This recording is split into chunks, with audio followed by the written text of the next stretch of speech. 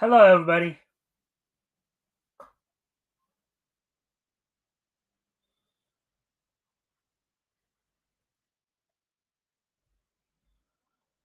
All right. So as we wait for more people to show up, as always, if you guys can like and share the stream, see if we can get some more friendly people in here to engage, that'd be appreciated. Also, if anything here grabs your attention, if anything we talk about tonight grabs your attention, feel free to comment and or ask questions. We'll try to answer the questions to the best of our abilities. But with that, as I said, we're just gonna wait a couple minutes here to see if more people show up. We're at the middle of the week here, Hump Day. So I hope everybody's having a good week thus far. Um, just getting back to some sense of normalcy, I guess, with just getting over Thanksgiving and stuff, and of course we're in the season to be merry, as it were. Christmas time is soon upon us. So, anyways, yeah. So let's see now. So let's see. Saw some great. I saw some pretty good older cartoons, black and white cartoons, a couple black and white cartoons on Tune In With Me today. You know, one featuring Elmer Fudd as well. Basically, they were talking about old time news broadcasts. So they even had Bill Curtis on there. So I guess so. Anyways, let's see now. G.I. Joe, real American hero. G.I. Joe is there. Oh, anyways, well, and just as let's see. So, okay, 2.5. So, once we hit the 3 minute mark, then I'll go over what's going to be on tap for tonight in terms of the stories. Ah. All right, so let's see now. And here we go. Alrighty then. So here's what's on tap for now. I got a couple articles from Bounding into Comics. Namely, of course, well, the two articles we have in Bounding into Comics tonight. One about Shueisha announces long-awaited Dandadan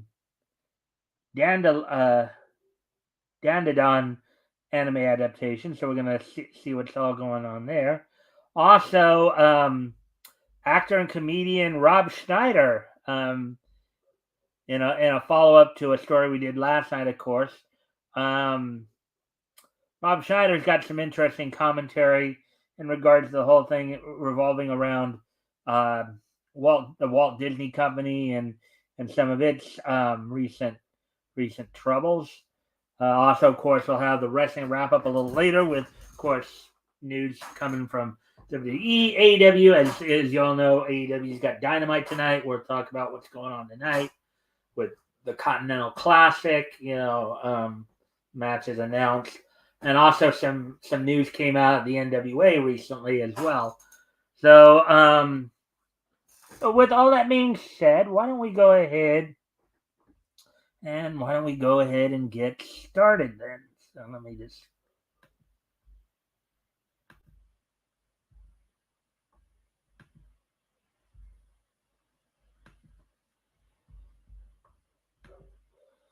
All right, so there we go. We're going to get right into the first story here we're going to talk about.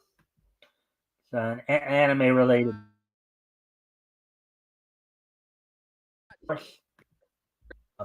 article by Nerdigans published earlier today. Shueisha announces long awaited Dandadan anime adaptation. Let's see what's all going down here.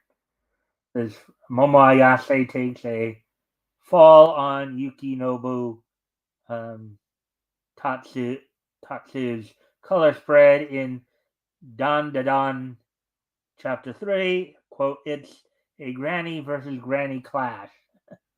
All right, so let's see what's going on here.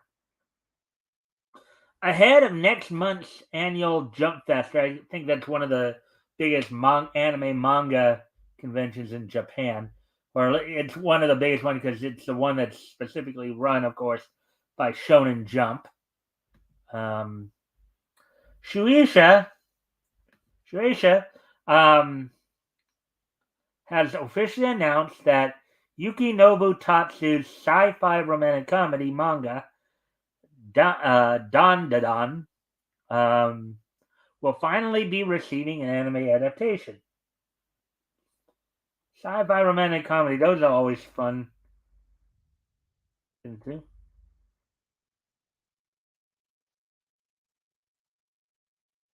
Omoyase runs from Serapans in um, Dandadan. Right?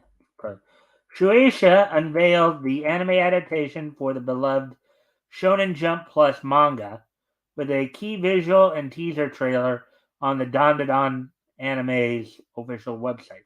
So I'm wondering, because they said copyright 2024 here, I wonder if this is going to come out January here. Obviously, if you know anything about the release schedules over in Japan, they usually will release stuff in um, the start of seasons is in January, April, July, and October, respectively. So for the spring, summer, fall seasons. So let's see. Penned by the aforementioned Tatsu, the series follows the supernatural adventures of psychic Momo Ayase and her occult enthusiast classmate Ken Okarun Takakura. I guess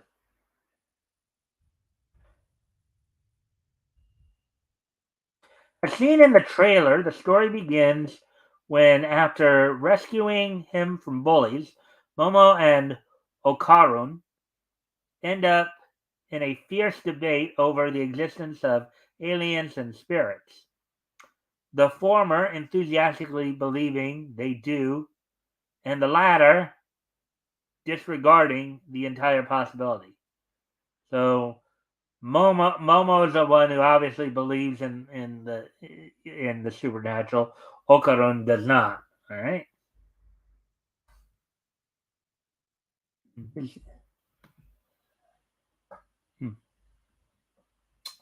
And as I said, if you guys basically have any feel free to comment and or ask questions if anything here grabs your attention. So with that, continuing on here.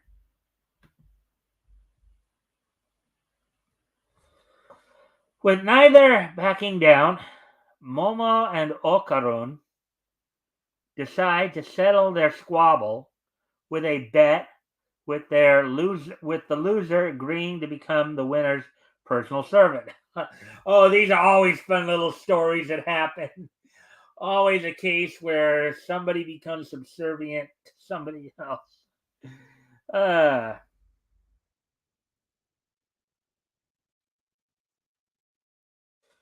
in order to prove the supernatural's existence, Momo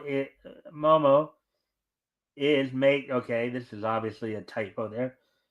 I think it's supposed to say Momo makes for the alleged um,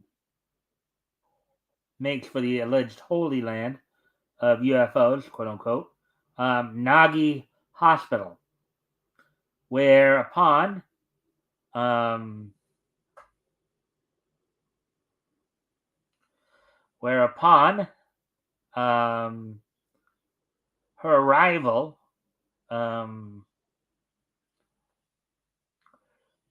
she finds herself abducted by the Serapians, a race of horny aliens who are seeking human reproductive organs in order to advance They're male-only species. That's kind of cute. Well, if you guys remember, we talked about this months back, maybe earlier this year, where you know they're becoming so concerned with the population and with the decreasing population in Japan that the government, the Diet, has actually been asking mangas or manga creators to actually write more stories um, involving, obviously men and women coupling up, as it were. This must be one of those stories. uh, that's a very interesting premise. A male only alien species looking to try to procreate. And they're horny nonetheless. That's what they describe here. Meanwhile, Ocaron goes to a haunted tunnel where its inhabitant ghost, known as Turbo Granny, will curse anyone who loses a race to her. Oh boy. Including Ocaron, who fails to even keep pace. Oh boy, and that's creepy. That's kind of creepy, isn't it? Yellow hair, the yellow eyes, and the brown skin.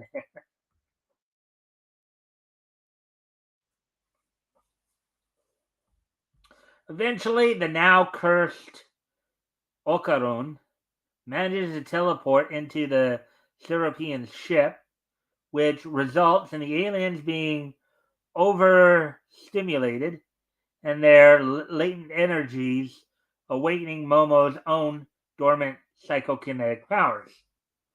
Using her newly acquired powers, the duo manages to escape the Serapian ship. Interesting story thus far. However, their troubles don't end there, as after escaping from the alien's grasp, the two realize that they now must face a more cursed debacle, despite using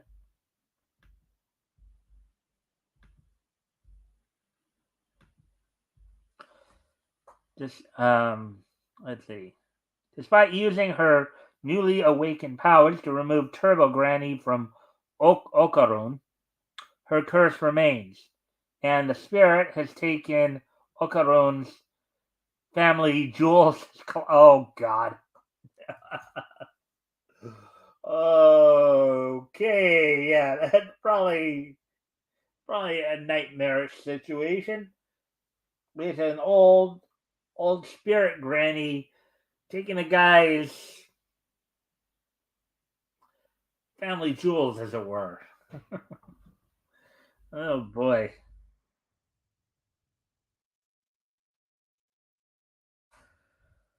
All right, so let's see.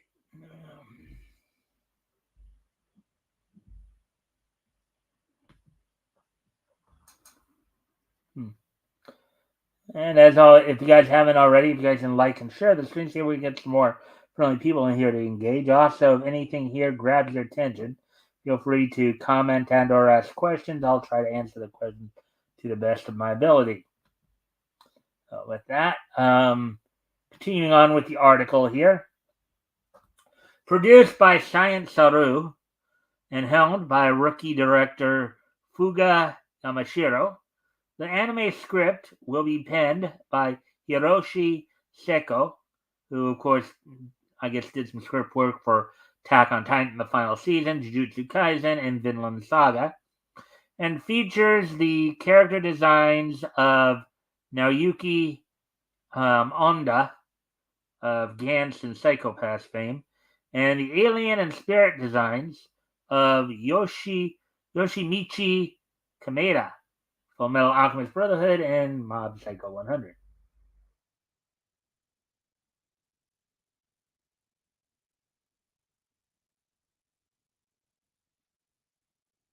As of writing, the series voice cast is unknown. However, the manga's editor, Shihei Lin, confirmed via Twitter that their identities will be unveiled during Dondaden's upcoming December 16th appearance during the annual Jump Festa preview event.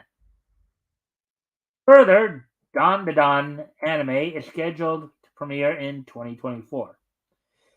And I'm gonna wait. It's gonna be interesting to see how long it takes before the SJW start once again crying, crying perversion.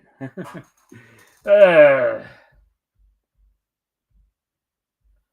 there we go with that article.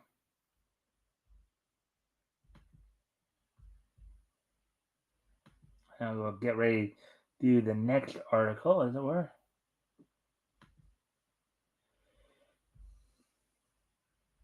What time is it now? So 16 minutes. Okay.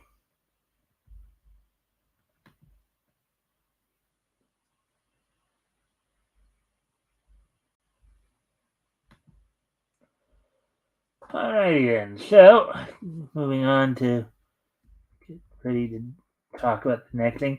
As I said, this is kind of a follow up to the article we went over yesterday about basically Disney acknowledging that you know they're not in line with their customers. Um, so here we go. Rob Schneider says Disney got quote financially or quote so okay. Rob Schneider says Disney quote got financially spanked by American families unquote after company admits to have alienated customers. Now, normally I don't do, obviously I don't do a lot of celebrity stories, but since this is kind of a follow up to what we already covered, so you know, so anyways, see if anybody. Oh. And again, feel free to, of course, comment and or ask questions if anything grabs your attention here. In a recent SEC Securities and Exchange Commission filing, the Walt Disney Company seemingly admitted to have alienated customers, most likely due to their embracing of woke ideologies, and comedian Rob Schneider believes that this could put them back on the right track. Admitting, I guess he's saying that they're actually acknowledging that people turned away because of the woke content might put them on the right track. Well, I guess we'll have to wait and see. That requires them, of course, to have learned from their mistake. I guess admitting the mistake is the first step, but let's see if they've learned from it, or they're just going to double down like they've been doing. Taking to social media to express his excitement over the House of Mouse's admission, the former Saturday Night Live alum wrote, quote, Disney got financially spanked by American families who don't want their children indoctrinated by idiotic woke lunacy, unquote. So I'm guessing Rob Schneider must be one of those, and you guys can correct me if I'm wrong here, but I guess Rob Schneider is one of those celebrities who doesn't care for the woke.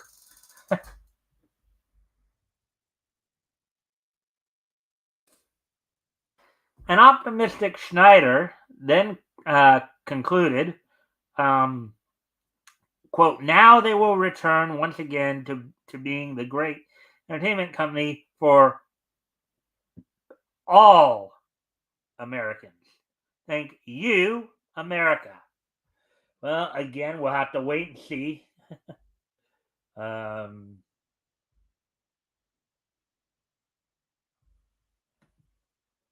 Anyways, not a lot of commentary tonight from people.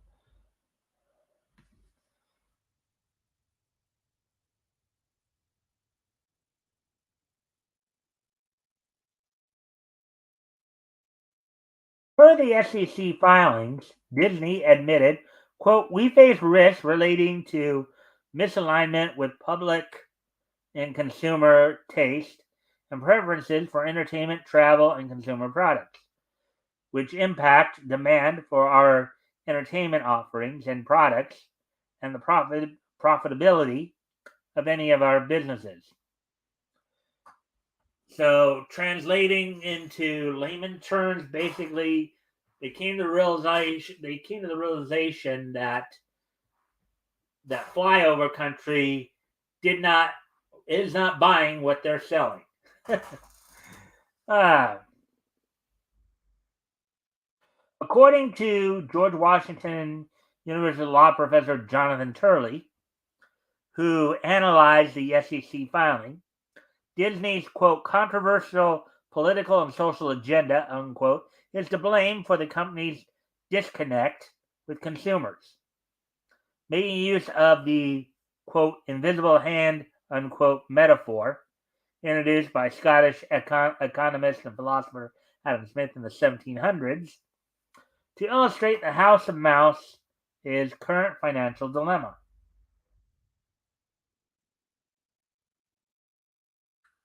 Quote, Disney appears to acknowledge that Smith's invisible hand is giving the House of Mouse, in smaller quotes there, the middle finger, unquote. Yep. Wrote Turley in an opinion piece for The Hill. He added, quote, in a new corporate disclosure, Disney acknowledges that its controversial political and social agenda is costing the company and shareholders. And I'm sure a lot of those shareholders, unquote, and I'm sure a lot of those shareholders are not happy. In fact, we know they're not happy because I've done stories talking about certain specific investors and shareholders who have actually been calling out Disney for this stuff. So, way back when.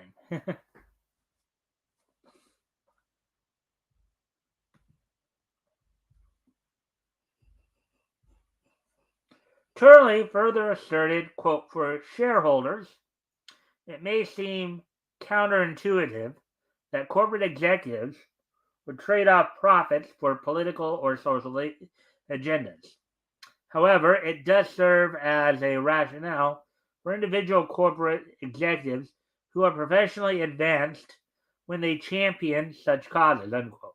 Basically, in layman's terms, they're basically, when they start spouting off and saying that, yeah, we're going to put more woke stuff into it, that gets a lot of the twidiots all excited, and and of course now you hear about this goober over here, who's pushing woke ideology, and so at least name recognition wise or what have you, make him seem probably more important than he actually is.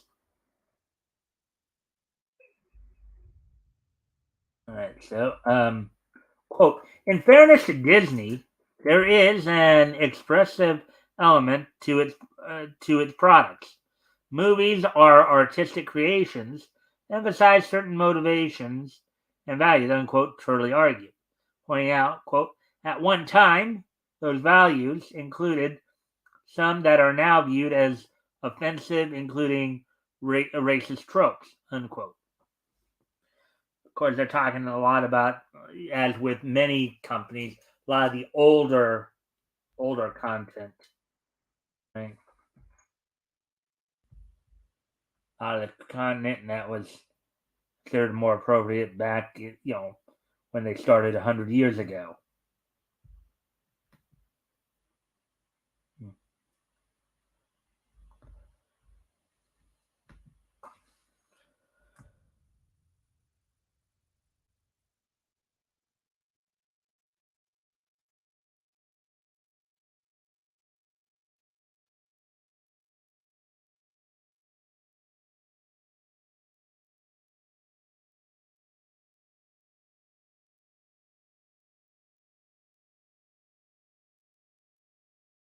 All right. So, anyways, getting ready to continue on with the article here.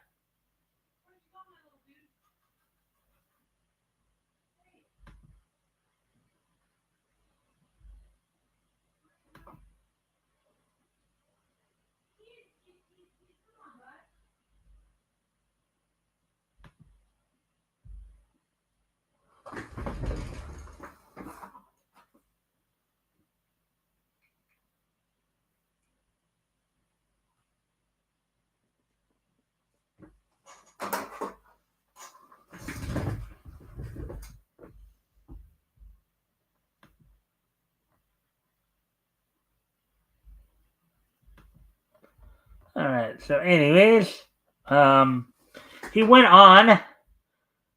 He went on. Quote: "The question is the balance and degree of the political and social agenda. Disney products are now viewed by many conservatives as empty virtue signaling and endless attempts to indoctrinate children." And as we talked about yesterday, of course, a lot of the parents, when they see this stuff, they're just going to change the channel or turn off the TV altogether. They'll find other things to have their kid watch.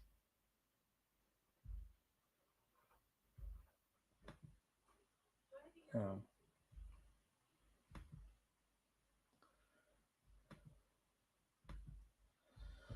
all right. So, anyways, quote: "Moreover, when the company publicly declares its opposition to a popular parental rights bill in Florida, it is moving away from a commercial to a political focus," unquote, the law professor assessed.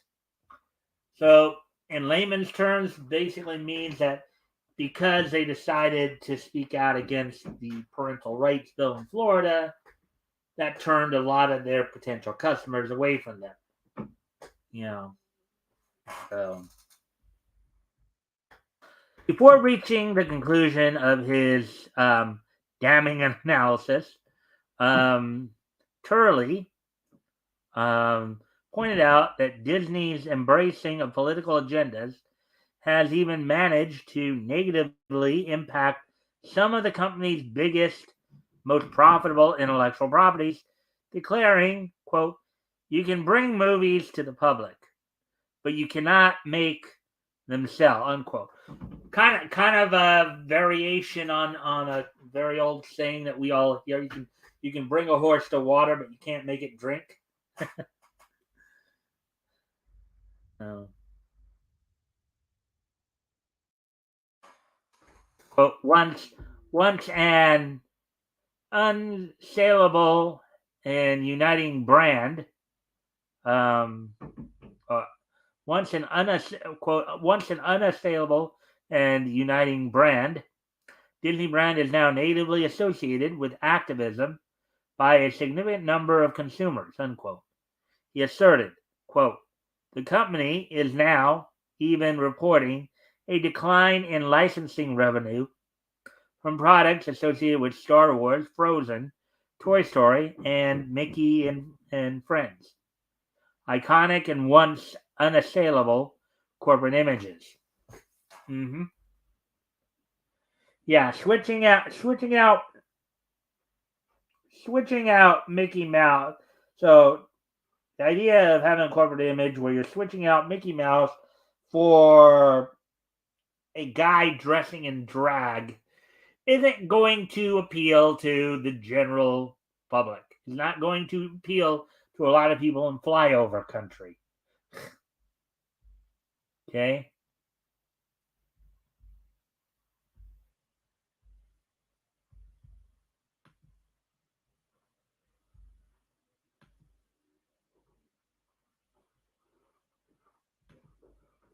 Um,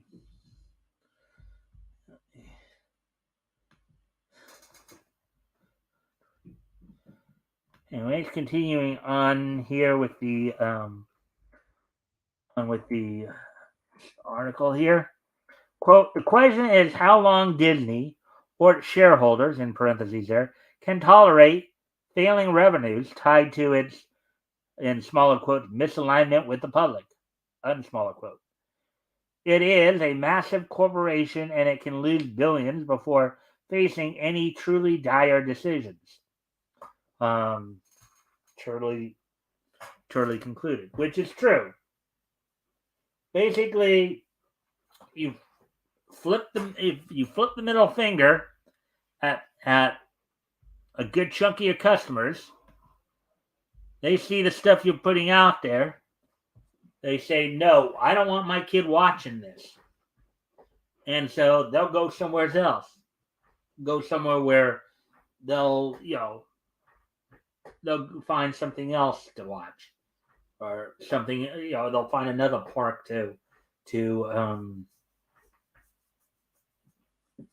they'll find another park to go to. The whole idea of switching out your corporate, switching out Mickey Mouse for a man in drag, will not fly with a good chunk of our country here, people. It will. It just won't.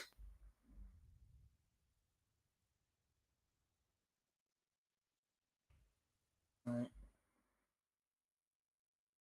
Well, it appears to be too soon to be celebrating at the same fashion in the same fashion Schneider did.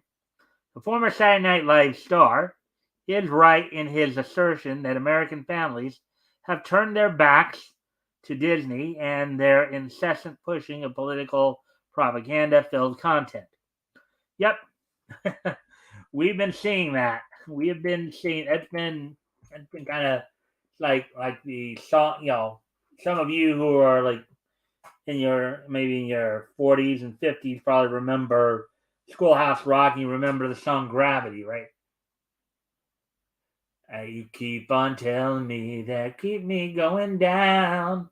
When you go down, down, down, down, gravity. When you go down, down, down.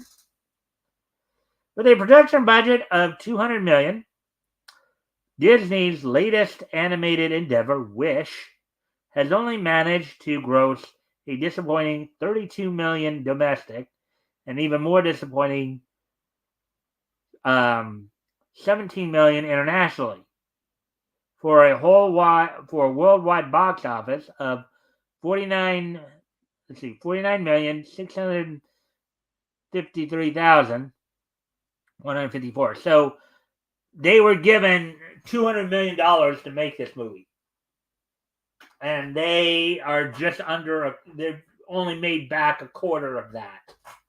That's bad. That's bad. And this is I guess came out during the Thanksgiving weekend, which is supposed to be one of the big times of the year for stuff, for these movies to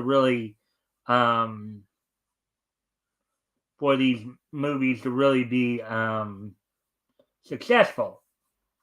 But when through a big weekend like that, you're only making a quarter of what you put into it, you're in trouble. You are in big trouble. That is according to data collected by the numbers. And the thing about this too is that I understand it, Wish is supposed to be a movie they put together to help celebrate the Walt Disney Company's 100 years. Yeah, I wonder wonder if Walt is maybe not turning over in his grave right now. Similarly, Disney and Marvel Studios, the Marvels, was another box office disappointment for the House of Mouse, barely managing to gross a disappointing sum of 46,100,859 domestically on opening weekend that was followed by an abysmal drop the next week. Domestically speaking, Marvel's latest outing barely managed to rake in a mediocre 10,200,000 domestically, with a 78% drop, so well over three quarters from the week prior. A performance that would have been unheard of prior to Avengers Endgame, a film that many consider to be the real conclusion to the MCU.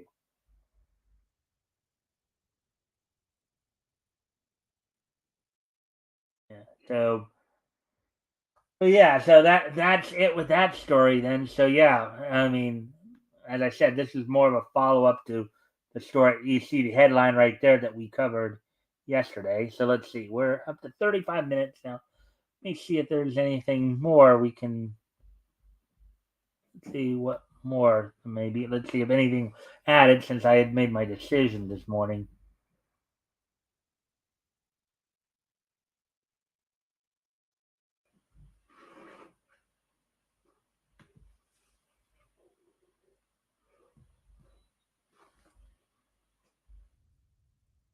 apparently there was some more stuff. Snyder says he doesn't.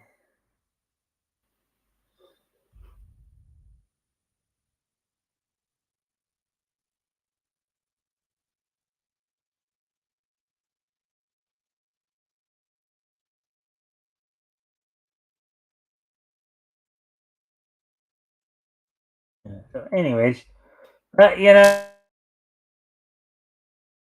it's another example, as we've been saying, of the whole idea of get woke, go broke. So let me see now. 36 minutes here. Let me just look some stuff up here.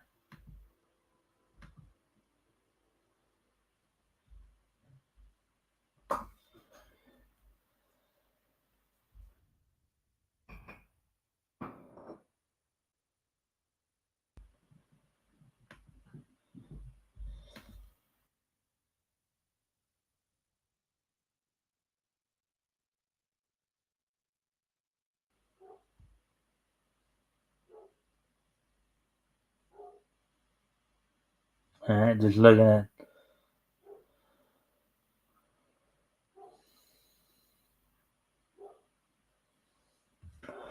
All right, so tonight's dynamite looks to be interesting, to say the least. Let's see. Yeah. So basically, that's kind of what happens when you get woke, go broke. Maybe I'll try to see if I can find one more story to go over real quick here.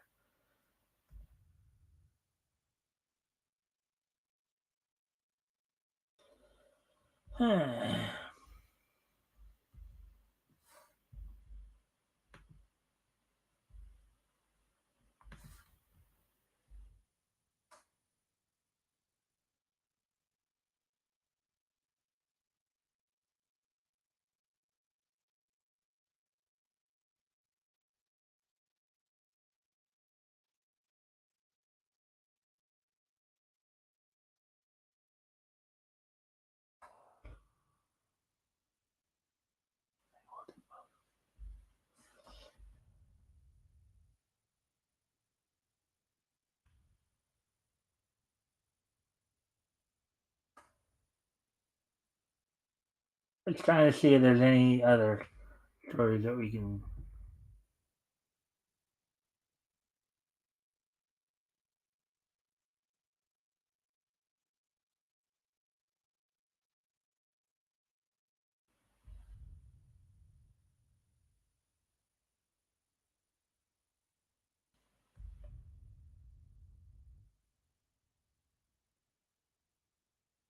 All right, yeah, I think we covered enough for tonight there. Then,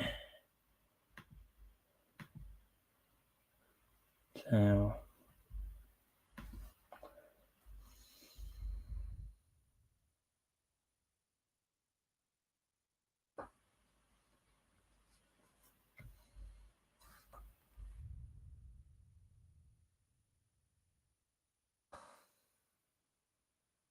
all right. So with that being said, of course, let's see. Coming up on 40 minutes here, so I think I'll go ahead and do this day, not this, but the wrestling wrap up here. We do have some news. We've had some, we have some news coming out, obviously. Um, First off, on the WWE side of it, of course, one of the big stories that came out today is apparently there's a group of investors who are looking to sue Vince McMahon again, claiming that he may have done some dirty trickery to ensure that Endeavor ended up buying the WWE, claiming that he actively made it to where try to give Endeavor the advantage, and keeping basically trying to keep out investors who would have wanted to basically throw basically would have wanted to get rid of him. So now, granted, McMahon doesn't have as much overall power he even sold off some of it recently, but now now of course these investors are claiming that he set up an unfair market situation to try to maintain control of the WWE. So also, of course, some of the plans for CM Punk are apparently being leaked out a bit. There's some talk that one of his first major programs, which might end up leading to main eventing the first night of WrestleMania, might be with Seth Rollins over the World Heavyweight Championship on Raw. It's also announced that Randy Orton will be making an appearance on this week's SmackDown as well. So there's some people have been asking if CM Punk's wife AJ Lee will be making a return as well, but that doesn't seem to be likely. Nobody in creative is even thinking about it. But then, as we all know, of course, as was the case with CM Punk, WWE has a way of trying to keep everything under their hat until the last possible minute. So now, of course, people have been wondering how AEW has been responding to Punk, and it's also been revealed that Bryan Danielson had a role in CM Punk's firing, as he was part of the team that eventually, with a couple of AEW's lawyers, who eventually led to the recommendation that that CM Punk be let go. But basically, John Moxley commented that when he was asked about CM Punk's rehiring, he just kind of laughed it off and just said, "No, you don't want to know what I think." Let's see. Hey, JR. Hail Xenu and Xena. Yeah, you're kind of at the late end. We've already gone through the article, so I'm just doing the wrestling wrap up right now. Anyways. Huh.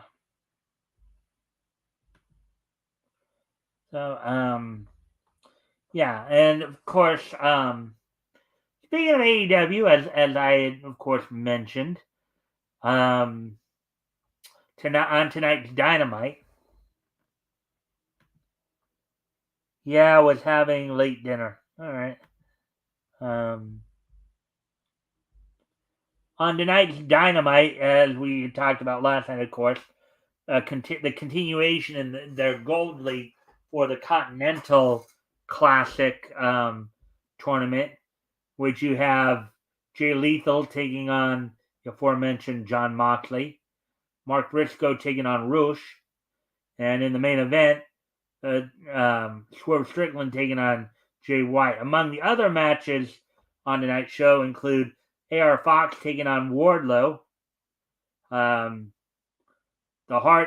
and Matt Hardy teaming with Isaiah Cassidy to take on Action Andretti and the Top Flight, the Martin brothers, Dante and Darius Martin. Dante making his return to the ring after having suffered a injury months back, a leg injury. And Julia Hart will be defending the TBS title in a House Rules match versus Emi Sakura. So, anyways, with that as well, let's see now. Also, it was recently announced that QT Marshall, his contract will be coming to an end at the end of the year here, and he will become a free agent. He's gonna fulfill his last obligations with AEW. He's been wrestling more for AAA of late. Recently was their Latin America champion. But in a statement about his upcoming departure from AEW, he stated that he just felt like there was kind of a gap between maybe where he wanted to go and where they wanted to go, and that gap was increasing. So at the end of the year, QT Marshall will become a free agent. Now, where he lands, nobody knows. Could end up in Impact or TNA, as it were. Could end up in the NWA. Could end up in WWE. Maybe he'll go over to Japan, or go down, or stay down in Mexico. A number of different things he could do. And also announced earlier today, former NWA World Women's Champion Camille will also, her contract is coming up the NWA, which should finish out in January 2024. Having gone to the company in 2018 and having been a major part of the company, from that point, being part of the Strictly Business stable with Nick Aldis, along with, of course, her husband Tom Latimer and Chris Adonis, and then of course being kind of the power couple over the last couple years here in the NWA. Her as the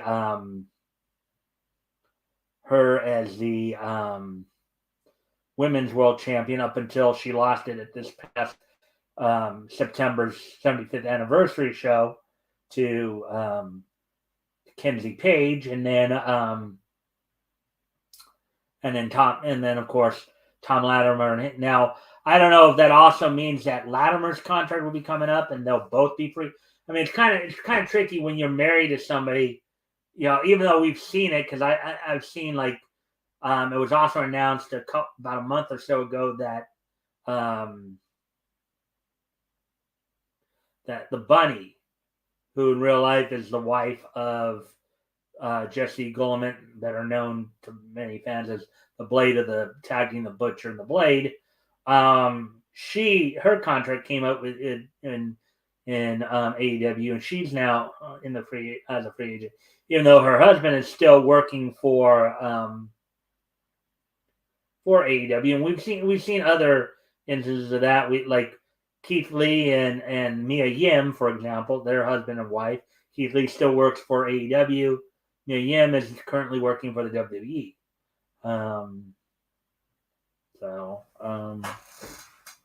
Well, we've seen a bit, we've seen some of this going on. So, it'll be interesting to see. There have been a number of people whose contracts came up with like an Impact. You had Sami Callihan recently; his contract recently came up. He's currently, I guess, free agent. He's made his last appearances on Impact TV, recently. Even though they've also since signed some people as well. So it's going to be interesting as we get into 2024 to see where people play out, where some of these contracts, there's also been some talk that, as I mentioned, I think I mentioned this before too, that MJF may have very quietly re-signed with AEW. If that's true, then the WWE, having recently signed, I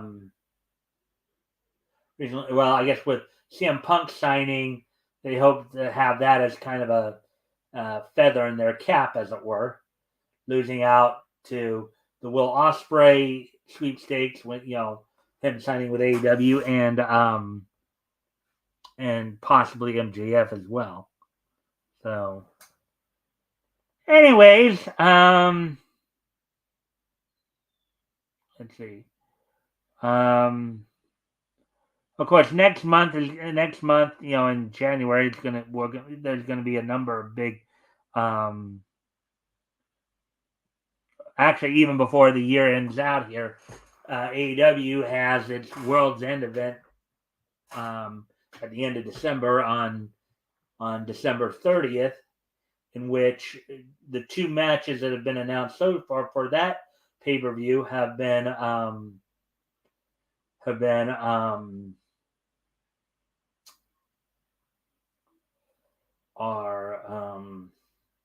MJF defending the AEW World Title against Samoa Joe, and the finals of the Continental Classic Tournament. Ring of Honor will also be having a pay-per-view coming up in a few weeks here on the 15th. I believe it's the Death Before Dishonor pay-per-view, I believe. I don't know of any matches that have been announced yet for that. And then in January, of course, at the Royal Rumble from the WWE, you have, let's see, you also have, as I'm trying to think here, what else is going on?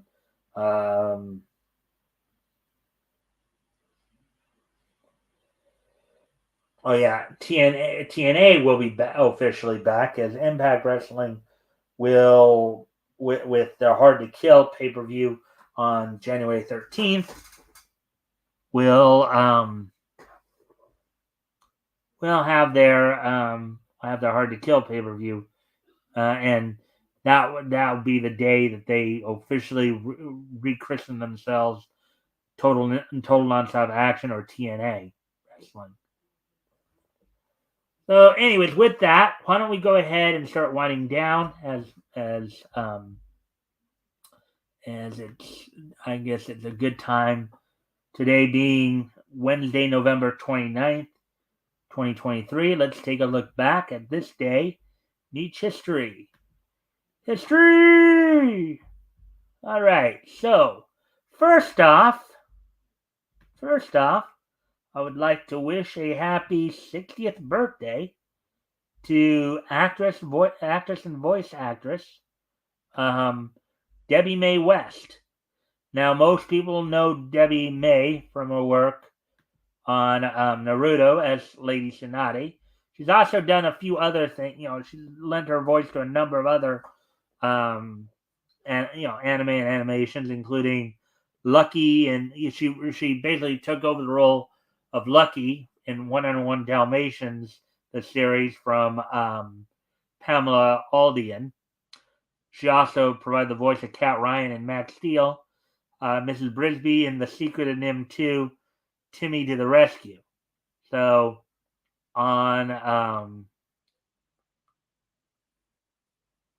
so as we said, on happy 60th birthday to Debbie Mae West, actress and voice actress Debbie Mae West. And now we move ahead to 1993. As on this date in 1993,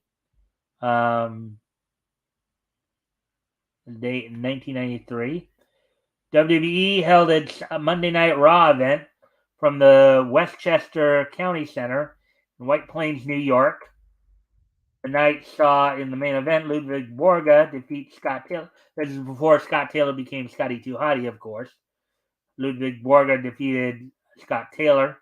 Owen Hart defeated Chris Duffy. Bam Bam Bigelow defeated John Crystal. Razor Ramon and Diesel fought each other. Scott Hall and Kevin Nash to a disqualification. And the Steiner brothers opened up the show, defeating Mike Corey and Reno Riggins. So that all happened on this date 30 years ago today. Let's see now.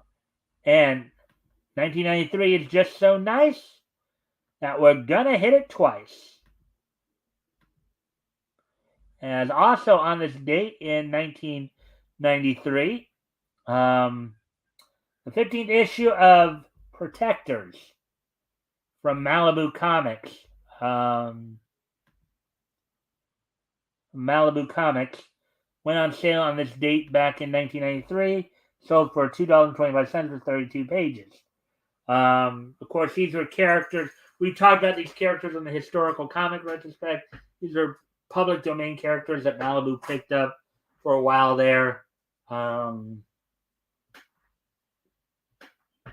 So, that's basically what that was with that. They formed their own team and all that. So with that, I thank everybody for being here. I hope everybody enjoyed the show tonight. Of course, tomorrow night we'll be back here again. We'll be doing the Indie Comic Showcase. We will be doing that this week. We didn't do it last week, and I explained why. For those who've been around for a while, you know exactly why. So, why we didn't cover it last week. But we will be back to covering the Indie Comic Showcase. There's also another little article on Bleeding Fool there that we might go over too, time pending. And of course, this Friday, I will have R.J. Carter from Critical Blast and Apex from Apex Comics joining me as we start our coverage of comics that went on sale in January 1940. Starting off with our readings from DC. Of course, we'll be going over kind of some basic stuff that happened in 1940 in comics, as well as doing some character intros. So with that, I thank everybody for being here. And I hope everybody enjoyed the show. And I hope, I'm just trying to stretch the time out a little bit here. I thank you guys for being here. Hope you guys enjoyed the show. Hong Kong Fooey, #1 super guy. Hong Kong Fooey, quicker than the human eye. Chicka chicka wong wong wong. Hong Kong Fooey, that's terrific. They come along with the snorks.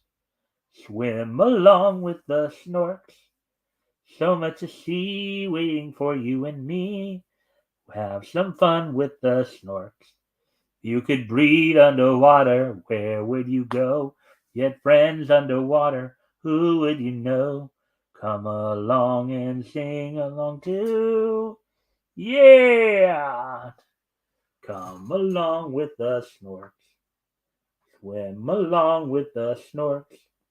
So much to see waiting for you and me. Have some fun with the come along. Have some fun with the snorks. Let's see, what else? Overtures, cut the lights. This is it. Tonight's the night. No more rehearsing or nursing our parts. We know every part by heart. Cut the chin. Through all the nights we'll hit. On with the show, this is it. Do do do do do do do do do do do do do. Through all the lights we'll hit. On with the show, this is it. I'm Popeye the Sailor Man. I'm Popeye the Sailor Man. I'm strong to the finish when I eat my spinach. I'm Popeye the Sailor Man. See, gummy bears bouncing here and there and everywhere. Find adventure that's beyond compare. They are the gummy bears. They are the gummy bears. Life is like a hurricane here in Duckburg. Race cars, lasers, aeroplane. It's a Duckburg. Might solve a mystery or rewrite history. DuckTales, woo. You've been waiting, I've been waiting. DuckTales, woo. You've been waiting, I've been waiting. DuckTales. And it's a danger out to find you. Just grab onto some DuckTales. Woo! You've been waiting, I've been waiting, DuckTales. Woo! You've been waiting, I've been waiting, woo! Do do do do do do do do do do do do do do. All right, everybody. Thanks for catching the show, and I will see you all back here tomorrow. Bye.